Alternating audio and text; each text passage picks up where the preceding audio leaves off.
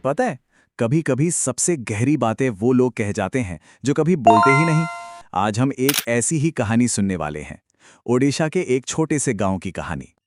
और ये सिर्फ एक कहानी नहीं है, बल्कि एक एहसास है। ये एहसास कि खामोशी में आखिर कितनी ताकत छिपी होती है।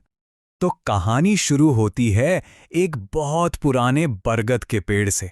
गांव के लोग उसे सिर्फ एक पेड़ नहीं मानते थे, वो तो उसे अपना साथी, अपना हमराज समझते थे। और उन्होंने उसे एक नाम दिया था, मौन का पेड़। हाँ, ये पेड़ ना एक तरह से विश्वास का केंद्र बन गया था।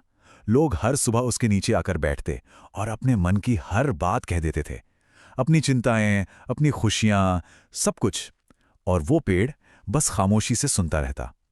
एक मान्यता थी कि जिसने भी वहां सच्चे दिल से अपनी बात रखी, उसकी मुराद जरूर पूरी होती है। और फिर इसी कहानी में एंट्री होती है एक लड़के की। एक ऐसा लड़का जिसकी दुनिया शब्दों से नहीं, एहसासों से बनी थी। नाम था उसका गोपन। उम्र कोई 12 साल की होगी। कहने को तो गांव का एक आम सा लड़का था, पर उसमें कुछ तो बहुत खास था। गोपन वो जन्म से ही बोल नहीं पाता था। बहुत से लोग सोचते थे कि उसका जीवन अधूरा है, लेकिन सच तो कुछ और ही था। सच ये था कि उसकी आंखें वो सब कुछ कह देती थीं जो शायद शब्द कभी कह ही नहीं पाते। वो दुनिया को हम सब से कहीं ज्यादा बेहतर समझता था, अपने एहसासों से। फिर गांव पर एक बहुत बड़ी मुश्किल आन पड़ी। एक ऐसी मुश्किल जिसके सामने सबकी बातें, सारी दुआएं बेअसर हो रही थीं। और बस तभी एक खामोश प्रार्थना ने जन्म लिया। उस साल गांव में ऐसा सूखा पड़ा कि धरती फट गई। लोग पानी की एक एक बूंद के लिए तरस गए। हरे भरे खेत जलकर राख हो चुके थे, और साथ में लोगों की उम्मीदें भी। सबने बहुत प्रार्थना की, बहुत मन्नतें मांगी, पर आसमान एकदम खामोश था।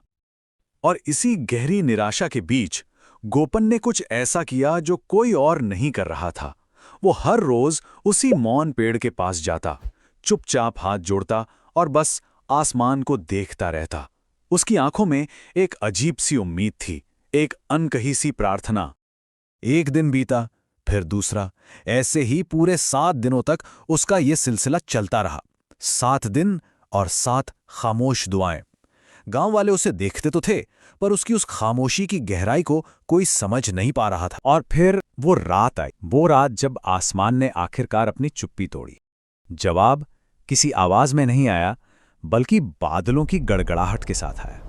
हाँ, गोपन की प्रार्थना की उस 7वीं रात अचानक जोर से बिजली कड़की, और फिर आसमान से मानो अमृत की बूंदें बरसने लगीं। गांव की उस सूखी प्यासी धरती पर जैसे ही पानी पड़ा, ऐसा लगा जैसे जिंदगी वापस लौट आई हो।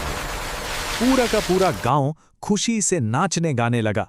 सब एक ही बात कह रहे थे, भगवान ने हमारी सुन ली।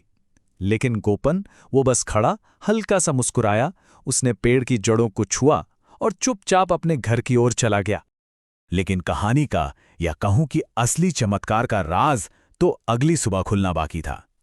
जब गांव वाले सुबह सुबह उस पेड़ के पास पहुंचे, तो उन्होंने कुछ ऐसा देखा जिसने उनकी सोच को हमेशा हमेशा के लिए बदल कर रख दिया। पेड़ के ठीक नीचे रात की बारिश से गीली हुई मिट्टी पर कुछ लिखा हुआ था, मौन भी दुआ बन सकता है अगर दिल सच्चा हो। बस उस एक लाइन ने सब कुछ साफ कर दिया। गांव वालों को उस दिन समझ आया कि गोपन अधूरा नहीं, बल्कि वो तो उन सब में सबसे पूरा था। क्योंकि जहां वो सब सिर्फ बोल रहे थे, वहीं गोपन सुन रहा था, प्रकृति को, खामोशी को, और सबसे बढ़कर अपने सच्चे दिल की आवाज को। और जानते हैं, उस दिन के बाद से उस गांव का एक रिवाज ही बदल गया। अब जब भी किसी को कोई परेशानी होती, कोई डर सताता, तो वो उस पेड़ के नीचे आकर बैठता। पर अब बोलने के लिए नहीं, बल्कि सिर्फ सुनने के लिए। क्योंकि वो ये सीख गए थे कि कभी कभी जवाब पाने के लिए बोलना नहीं, बस सुनना सबसे जरूरी होता है। तो ये कहानी अपने पीछे एक सवाल छोड़ जाती है। आज की इस शोर भरी दुनिया में, जहां हर कोई सिर्फ अपनी बात कहना चाहता है, अपनी आवाज सुनाना चाहता है, कहीं हम सुनना तो नहीं भूल गए हैं?